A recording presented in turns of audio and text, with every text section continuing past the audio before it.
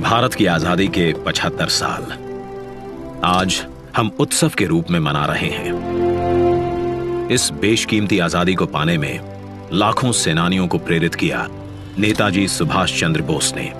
क्या अमीर, क्या गरीब, हर भारतीय के दिल में नेताजी ने ऐसी आग प्रज्वलित की जिसने न केवल भारत को स्वतंत्र किया बल्कि ब्रिटिश साम्राज्य की नींव को ध्वस्त कर दिया।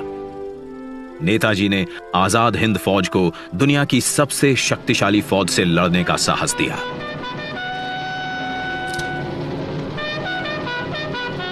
भारत की पहली अंतरिम सरकार की स्थापना की और 21 अक्टूबर 1943 को पहली बार भारत की धरती पर राष्ट्रीय ध्वज फहराया। नेताजी सुभाष चंद्र बोस के बेमिसाल योगदान को, उनके अदम्य साहस भरे प्रेरक जीवन को समय के साथ उस तरह याद नहीं किया गया जिसके वो हकदार थे। वर्ष 2014 में जब श्री नरेंद्र मोदी जी देश के प्रधानमंत्री बने, उन्होंने नेताजी के जीवन और संदेश नई पीढ़ी तक प्रभावी तरीके से पहुंचाने के लिए संकल्पबद्ध प्रयास किए। उनके नेतृत्व में भारत सरकार ने नेताजी के परिवार के सदस्यों को सम्मानित किया।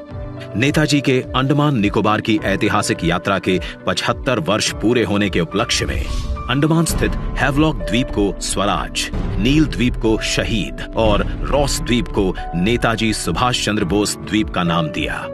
लाल किले में नेताजी को समर्पित संग्रहालय और कोलकाता के विक्टोरिया मेमोरियल में विप्लवी भारत गैलरी बनाई।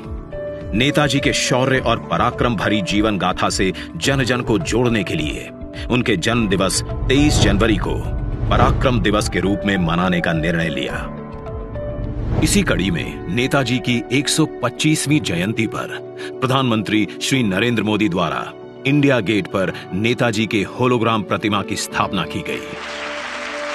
आज उसी स्थान पर ग्रेनाइट से बनी नेताजी सुभाष चंद्र बोस की प्रतिमा का अनावरण हो रहा है, जो भारत की सबसे ऊंची अखंड प्रतिमाओं में से एक है। ये प्रतिमा आजादी के महानायक को कृतज्ञ राष्ट्र की श्रद्धांजलि है। नेताजी सुभाष की ये प्रतिमा हमारी लोकतांत्रिक संस्थाओं, हमारे पीढ़ियों को राष्ट्रीय कर्तव्य का बोध कराएगी। आने वाली पीढ़ियों को, वर्तमान पीढ़ी को निरंतर प्रेरणा देती रहेगी। आइए दिल्ली के इंडिया गेट पर देखिए 28 फीट ऊंची, 6 फीट चौड़ी नेताजी सुभाष चंद्र बोस की भव्य प्रतिमा। यह स्थान जो वर्षों से रिक्त पड़ा था, आज आजादी के संदेश से आबाद है। तेलंगाना से 1665 किलोमीटर का सफर तय कर 280 मेट्रिक टन ग्रेनाइट सिल्ली दिल्ली पहुंची। इसे लाना भी एक चुनौती थी, जिसके लिए 140 पहियों वाली 100 फीट लंबी गाड़ी बनाई गई। प्रख्यात मूर्तिकार श्री अरुण योगीराज ने इसे आकार दिया। शिल्पकारों की टीम ने इसे 26,000 घंटों तक अपने श्रम से सींचा।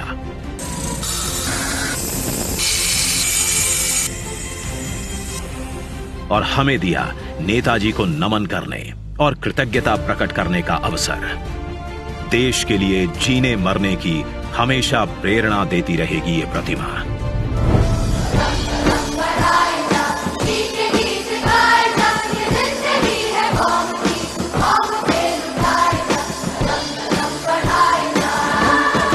जय हिंद।